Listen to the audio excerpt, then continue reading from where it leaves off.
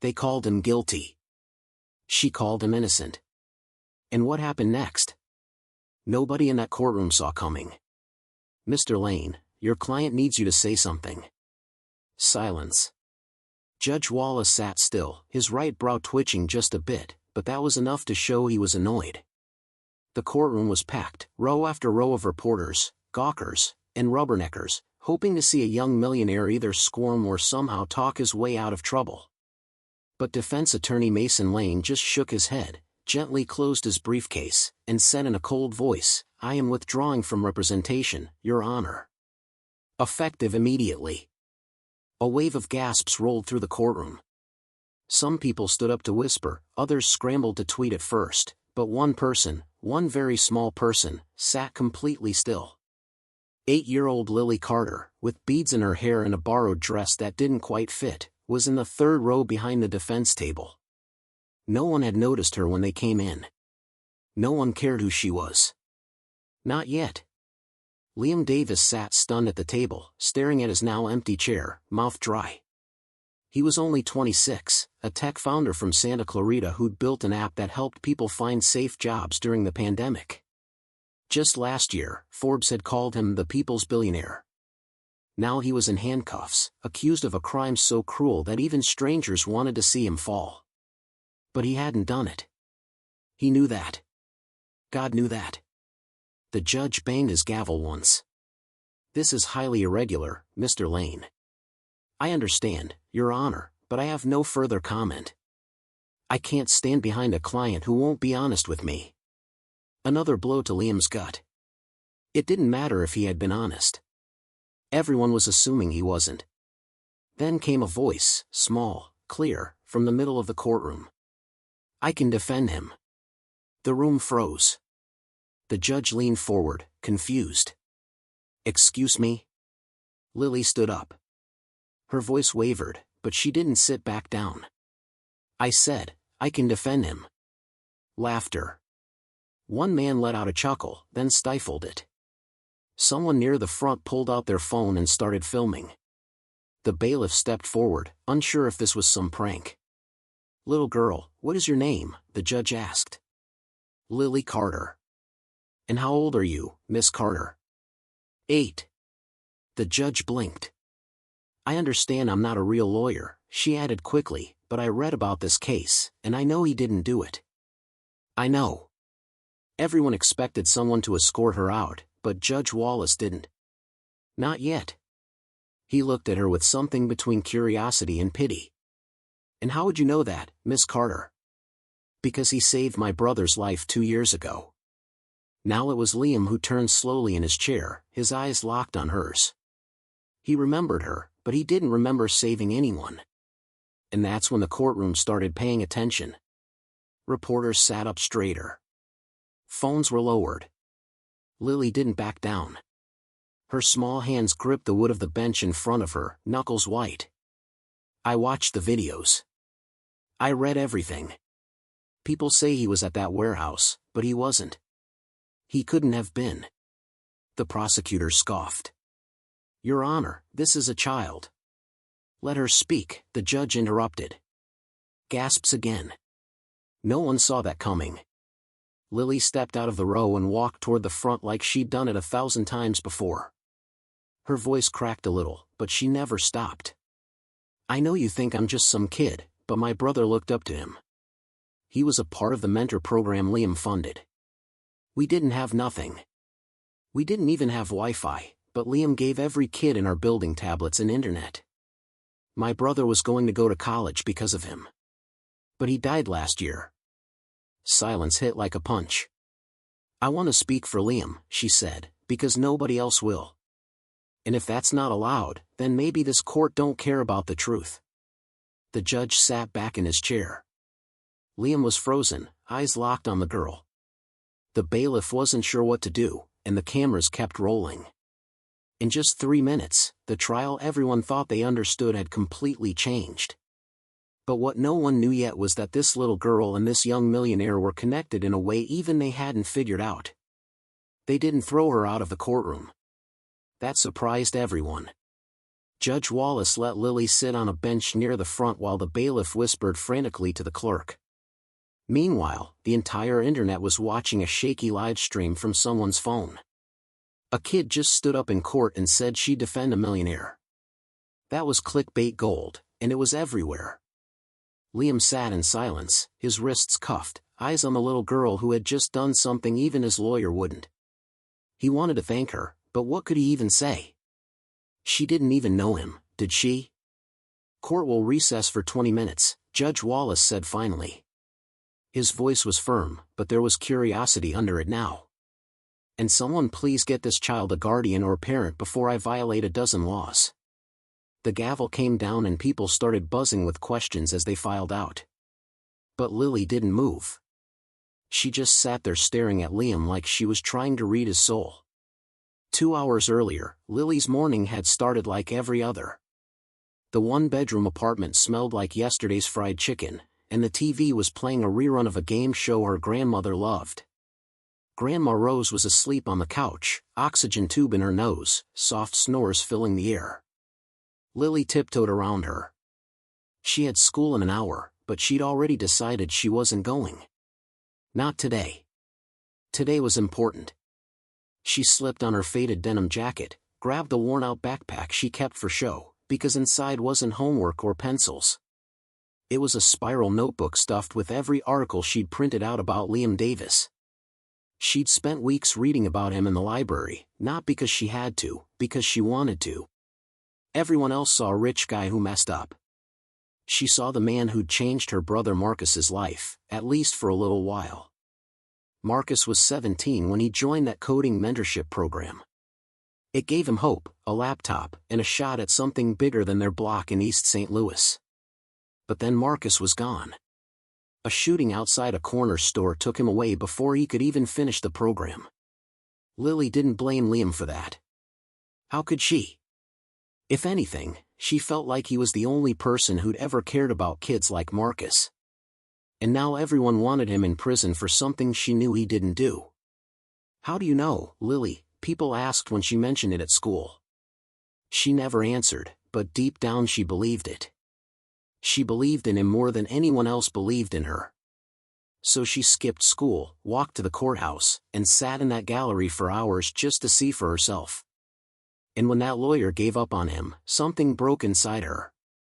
If nobody else was going to fight for him, then she would. Back in the courthouse hallway, chaos exploded. Reporters swarmed anyone who looked like they might know the kid. Lily kept her head down as a court officer led her into a small waiting room. "Sweetheart, who's your parent or guardian?" the woman asked gently. "My grandma. She's at home. You got a phone number for her?" Lily nodded, scribbled it on a scrap of paper, but when the officer called, there was no answer. Grandma Rose slept hard when she was tired. Lily sat there, legs swinging, until the door creaked open. And there he was, Liam, still cuffed, escorted by 2 deputies, but looking straight at her. "You," he said softly, like he couldn't believe she was real. "Why would you do that?" Lily looked up at him and shrugged. "Because you didn't do it." Liam blinked. "You don't even know me." "Yes, I do," she said simply. "You helped my brother." The deputies exchanged looks. "What's your name?" Liam asked. "Lily." I'm sorry about your brother," Liam whispered.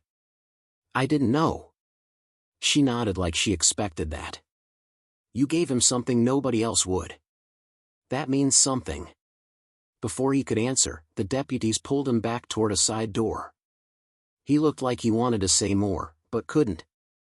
Lily sat there gripping her notebook, heart pounding. If the judge let her talk, she was ready. She'd memorized everything. Every date, every detail. She was going to make them listen. But what she didn't know was that stepping up for Liam would put her right in the middle of a storm bigger than she could imagine. Before the handcuffs, before the courtroom, Liam Davis had everything. He wasn't born rich. Far from it. He grew up in Bakersfield, California, the son of a single mom who worked 2 jobs to keep the lights on. When he was 15, he fixed a broken laptop someone was throwing away. That old laptop started it all. By 19, he'd launched his first app from a dorm room in Fresno. By 24, he was a millionaire. By 26, the word billionaire floated around in headlines like a badge of honor he never asked for. They called him a prodigy. The media loved him. Investors wanted a piece of him. His company, Lifeline Connect, wasn't just an app, it was a lifeline. It connected underprivileged kids to internships, scholarships, and mentorships across the country. During the pandemic, when jobs vanished and schools closed, Lifeline Connect kept kids learning, kept food on tables. But good headlines never last. 3 months ago, everything turned upside down. A fire broke out in an abandoned warehouse in St. Louis. Inside, police found a man badly beaten, barely alive. That man was Victor Hale, a corporate rival Liam had publicly clashed with over intellectual property. On the same night, an eyewitness swore they saw Liam near that warehouse. The story spread like wildfire. Young billionaire attacks rival in shady dispute. Liam denied it. I wasn't even in St. Louis that night, he told everyone. But his phone pinged near the city limits. His rental car was caught on a traffic cam. And then the worst part, when they raided his office, they found cash hidden in a safe. Thousands. Something that didn't look right for a man who had everything digital. The press tore him apart. Sponsors bailed. Investors cut ties. People who once shook his hand now acted like they never knew him.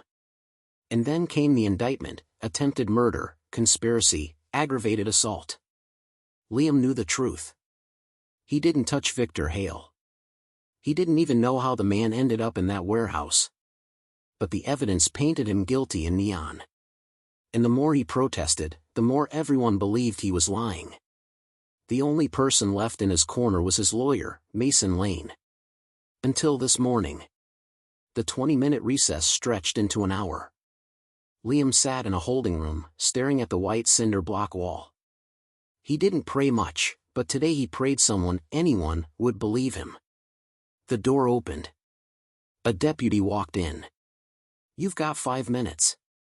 Liam looked up and saw her again, Lily, small frame, big eyes, notebook clutched to her chest like armor.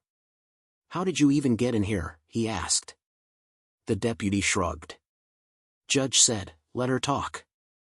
Liam almost laughed. "This is insane." Lily stepped closer. "Why'd your lawyer quit?" Liam sighed. "Because I wouldn't lie. He wanted me to say I was there but didn't do it. I told him I wasn't there at all." "Were you?" "No." His voice was sharp, defensive, then softer. "I wasn't." Lily studied him like she was checking his homework. "Then why'd they say your phone was in St. Louis?" I don't know."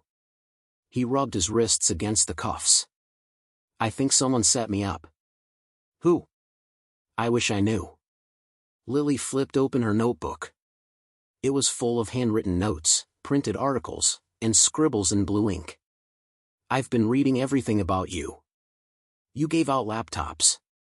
You paid for summer camps. You sent kids to college." "Yeah. So you don't sound like somebody who'd beat a man almost to death." Liam smirked bitterly. "Tell that to the world." "I will," she said firmly. He blinked. "You really think anyone's going to listen to you?" "They better," she shot back. "Because I ain't lying." For the first time in weeks, Liam felt something he thought he'd lost completely: hope. It was ridiculous. A billionaire finding hope in an 8-year-old with braids and a stubborn streak. But there it was. Before the deputy could escort him out, Liam leaned forward. "Lily, why are you doing this?" "Really?" She looked him dead in the eye. "Because nobody believed my brother either." Liam froze. "What do you mean?" She swallowed hard. "When Marcus died, they said he was just another gang kid, but he wasn't. He wanted to build apps. He wanted to work for you one day. And nobody cared. Not the cops, not the news. Nobody told his story right. So, I'm telling yours. The deputy tapped his watch. Time's up. As they led Liam away, his throat tightened. He didn't know if Lily could actually help him, but for the first time in months, someone saw him as more than a headline. But what neither of them knew yet was that the truth about the warehouse was far uglier than either of them imagined. The courtroom buzzed louder when the judge returned. Everyone wanted to know what would happen next. Cameras were still rolling. Social media was eating this up. Hashtags trended, #KidLawyer, #FreeLiam, and #WhoIsLily. Lily sat up straight when the judge called the session back to order. Her feet barely touched the floor, but her eyes didn't waver. She was ready. Miss Carter, Judge Wallace began. I appreciate your enthusiasm, but you are not licensed to represent anyone in this court. I know, sir, Lily said quickly. I'm not trying to be a lawyer. I just need you to hear me out. Please. The judge stared at her for a long moment. 1 minute, he said finally.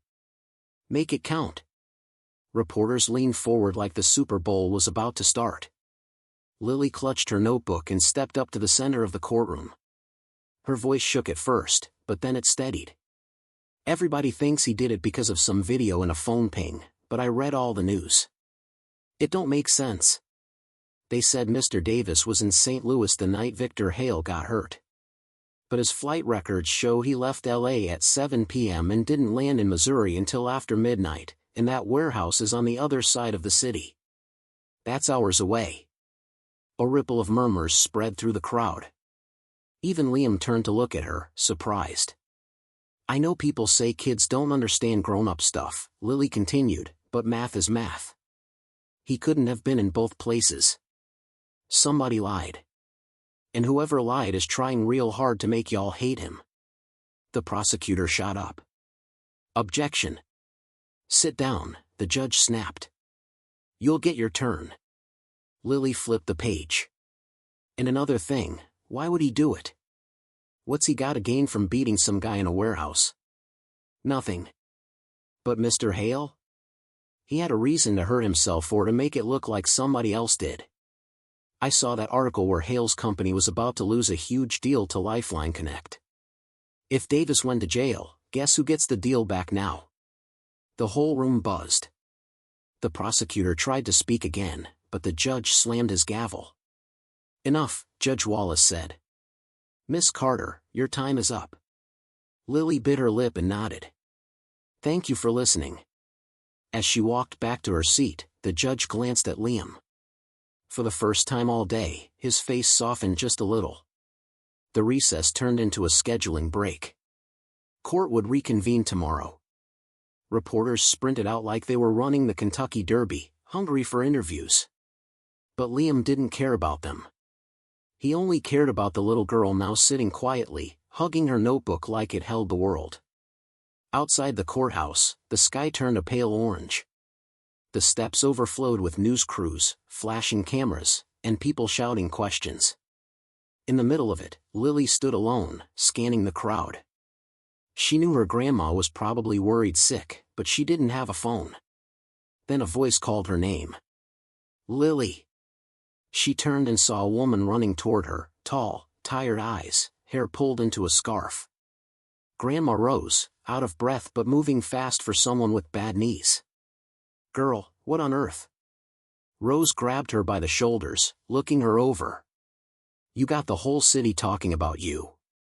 I had to, Grandma, Lily said softly. Nobody else was going to help him. Rose sighed, rubbing her forehead. Baby, you can't just stand up in court like you're Perry Mason.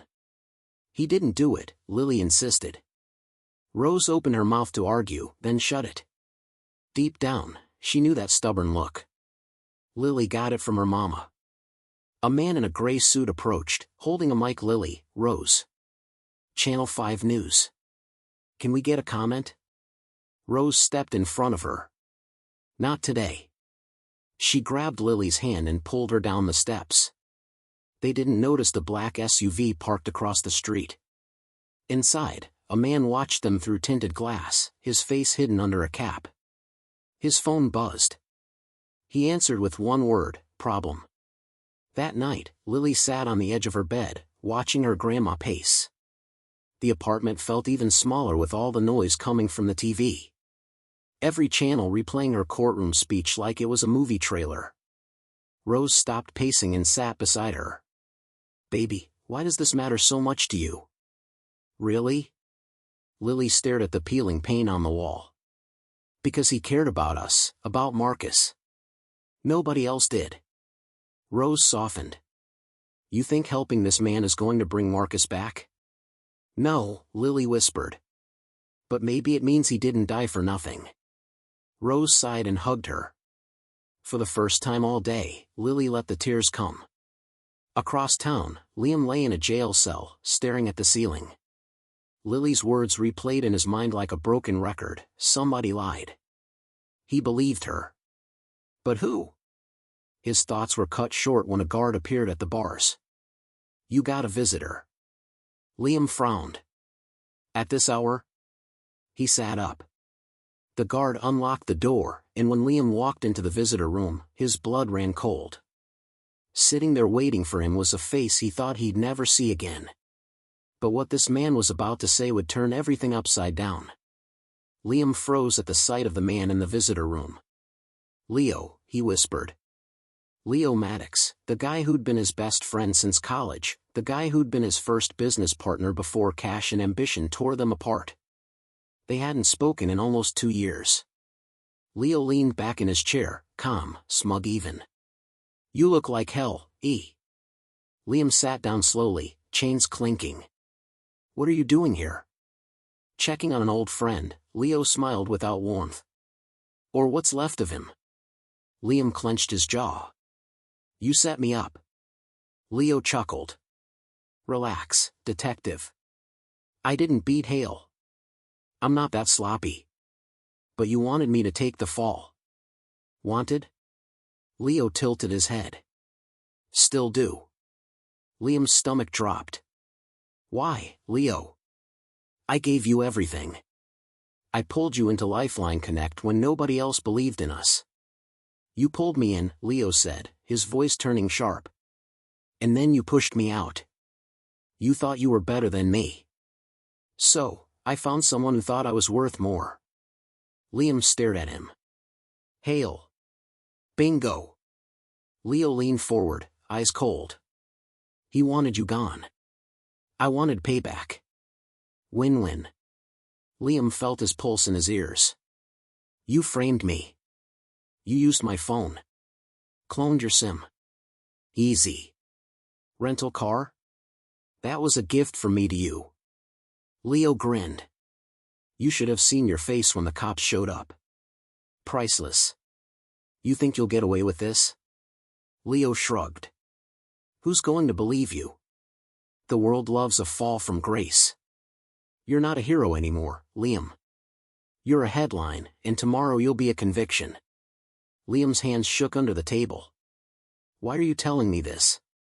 Because I wanted you to know it wasn't luck that took you down. It was me. Leo stood up, buttoning his jacket. Enjoy your last night as a free man.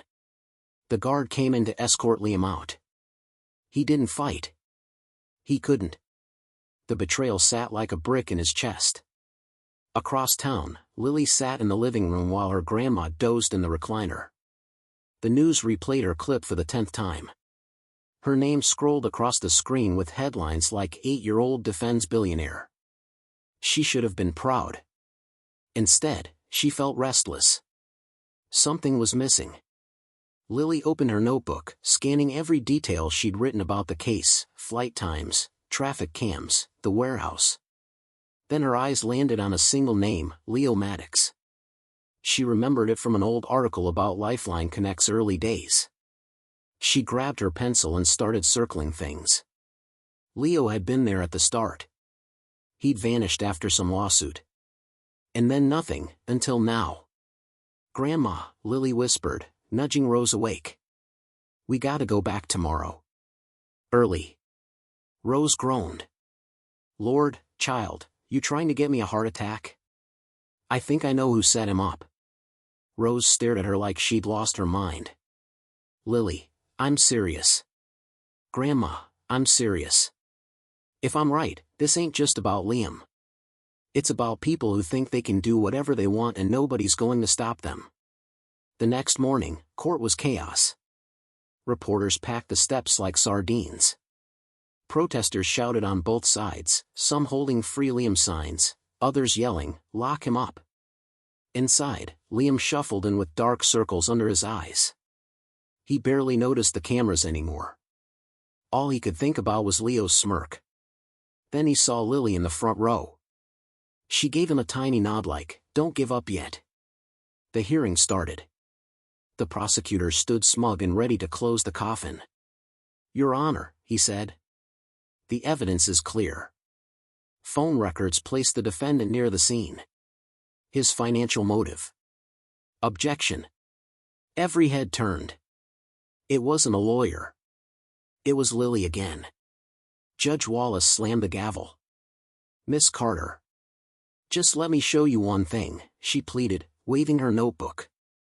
"One thing, and if I'm wrong, I'll sit down and never talk again." The courtroom buzzed like a beehive.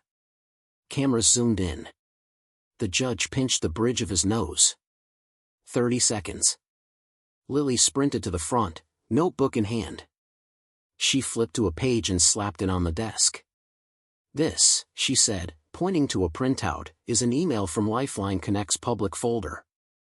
It's old, but look, Leo Maddox's name. He was the co-founder. Everybody forgot about him. But guess what? He's been meeting with Victor Hale's lawyers since last week." The prosecutor scoffed. "That proves nothing." "Then why?" Lily said loudly. "Did Leo buy a plane ticket to St. Louis the same day Mr. Hale got hurt?" Gasps rippled through the courtroom. Reporters scrambled for their phones. Liam stared at her, stunned. How did she even find that? Judge Wallace leaned forward. "Is this true, counselor?" The prosecutor stammered. I'm not aware." "Then you better get aware," the judge barked. "Court will recess for 2 hours while I review this." Gavel down. Chaos erupted. As deputies led Liam out, he locked eyes with Lily.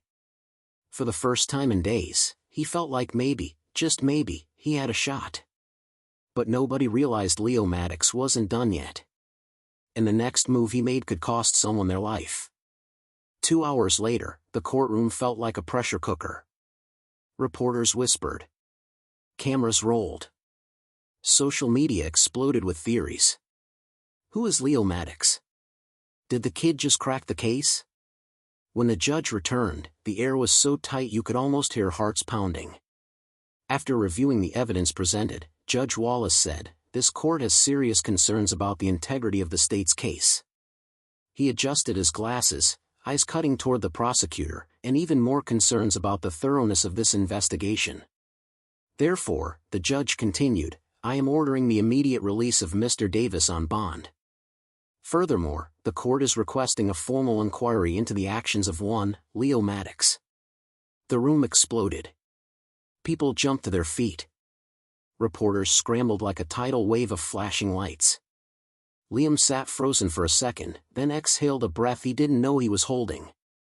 The deputies removed his cuffs. For the first time in weeks, his wrists were free. He turned and there she was, Lily, standing on the bench to see over the crowd, grinning so wide her cheeks hurt. He walked straight to her. The cameras loved it, but Liam didn't care.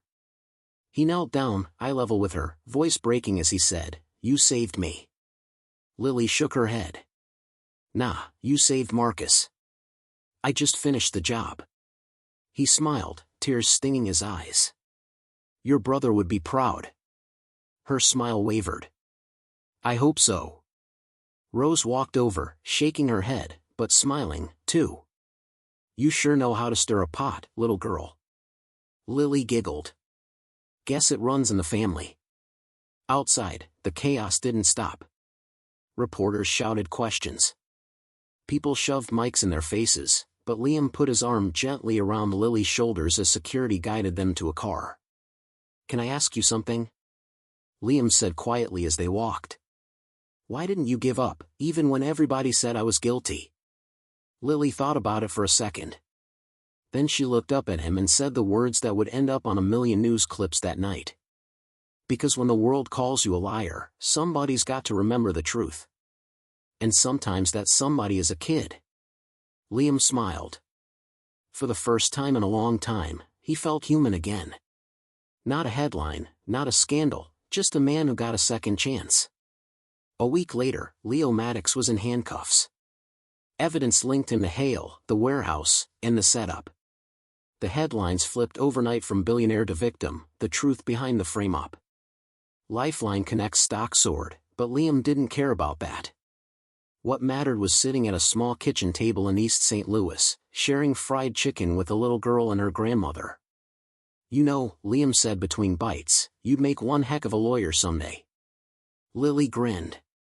You think so? I know so. She smiled, eyes bright. Then you better keep out of trouble, Mr. Davis, because next time I'm charging you. They all laughed. The kind of laugh that feels like a full breath after drowning. This wasn't just about a billionaire and a kid. It was about loyalty, about speaking up when no one else will, about believing in someone even when the world says don't.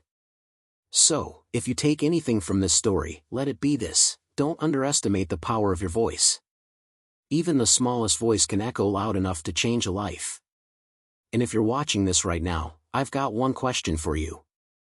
If you saw someone about to lose everything because no one believed them, would you stand up and say, I can defend him?